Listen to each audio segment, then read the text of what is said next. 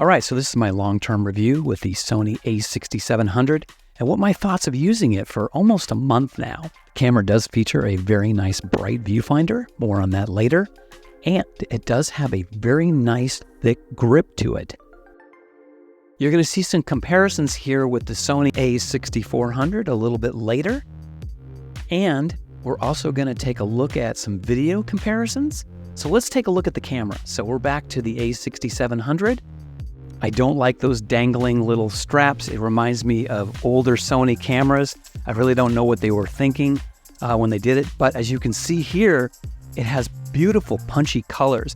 And this is everything in the standard picture profile. I wanted to show you what it's like to use this camera straight out of the box. You know, a lot of times when you watch these YouTube videos, they use S-Log3 and there's a lot of color grading. And that's going to be hard for you to do, especially if you're a beginner.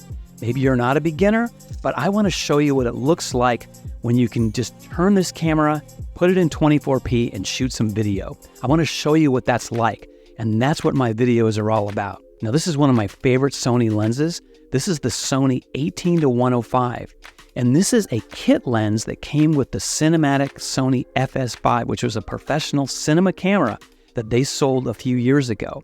Now, that camera has been replaced, but when that camera came out, its kit lens was this 18-105 lens. So this is a great lens, and it's not that expensive. In fact, I think I picked this one up.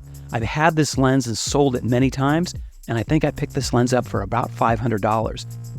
Now let's go ahead and take a look at some video with this lens, starting off at 22 millimeters. And you can see it does a very good job. Yes, no, it is not a G Master lens. It is a G series lens though, but it does do a very good job. It does have a power zoom function, and I gotta say, on an APS-C body camera, is what this lens is made for. This camera works very well with this lens, and I would say it works better than the original SF5, which was this camera came off of, even though that camera had other features. This is a much better sensor, and you can see here with the clear image zoom, which maxes out at 105 millimeters, it does a really good job. Also here you can see on some of the exterior shots at the Japanese garden, it looks pretty good. So all in all, I think this is a very good lens to use with this camera. So it is a great lens. It is f4 all the way through, and you really can't beat it. And I did all this testing with the camera with this lens, which is really amazing because you can see here with the slow motion shots at the 120p, it does a very good job. So it is a nice lens, and it can give you some very cinematic footage.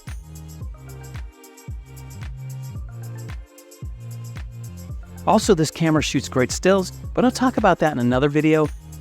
This video, I'm primarily talking about the camera for videography. Now you can see it does have a micro HDMI jack, and I know some people will be put off by that. I'm not really bothered by that because this camera, when I'm using it, yes, you can rig it all up, but this camera, if you're going to do that, you might as well just get the Sony FX30 because you're going to get a full-size HDMI jack. Now, this camera does feature a microphone jack. You can see it there, and the USB-C. All the late model Sony cameras have USB-C, and you can use that USB-C for power. So not only will it charge the battery that's in the camera, but you can use it for power. And then here we have that micro HDMI. But if you're thinking about using this camera and shooting stills, well, this makes this camera a really compelling option. Also, what I like about this camera compared to the FX30, the video out of these two cameras are pretty much going to be identical, is I really like the viewfinder. Now, is it the best viewfinder that Sony has ever put out? No, it's not. But it's a viewfinder and it works, and I can frame up my shot with it and I can use it because when you're shooting outside, especially when I was shooting these shots, I need to look through the viewfinder because it was bright and sunny out there, and it's really hard to compose a shot, especially shooting an airplane that's flying straight over your head with just using a display that's on the back of the camera. Having a built-in viewfinder is golden. Now let's take a look at some nighttime video with the Sony a6700 first. And you can see it does a great job. It actually works really well with this lens too. But I have to say, you're going to see coming up, there's quite a difference comparing it to the older A6400 sensor. And you can see it's very rich. And like I said before, this is the standard picture profile because what I want to do, as I was saying earlier, is that I want to show videos where you can just turn the camera on and shoot and not use some picture profile that you have to figure out and you have to use the S-Log. A lot of people that are starting out, they just want to turn the camera on and shoot. And you can see the standard picture profile is pretty nice, and that's what we have here.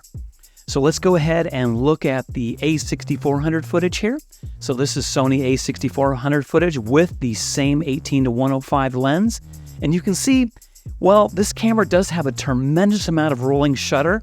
You can see I'm compensating for that by not doing any real pans. I'm keeping the camera pretty steady. But you can see, even though this was shot a few years ago, that it's the video that you're seeing out of it, it's a little bit muddy and gray. It's not as crisp. Obviously, the sensor on the newer A6700 camera is a lot better. Normally, you'd be shooting at f2.8 or faster, but look at the results that you can get shooting with that 18-105. Remember, a $500 kit lens on this camera shooting at night. Now, what's important when you look at this video is both of these cameras were using the standard picture profile. Because while that older camera did have S-Log 3, I wanted to show you how these two cameras compare using their standard profile settings. That way you can make a judgment. Yes, you can get better video out of them, but I wanted to show you what it looks like just straight out of the box and putting the camera at 1/50th of a second and 24p. The camera does have only one card slot, but I'm not really worried about that because I have never had a card go bad. Yes, I've had cheap cards, not SD cards, go bad on me, but I've never had a high quality SD card go bad on me. I'm not saying it can't happen, but I'm not too worried about that. If you're doing professional work where you need dual card slots, the Sony A6700 is not for you. So guys, I hope you enjoyed this video on the Sony A6700. Be sure to check back on my channel for more and exciting videos on other cameras and useful photography and videography tips. I hope you have a wonderful day.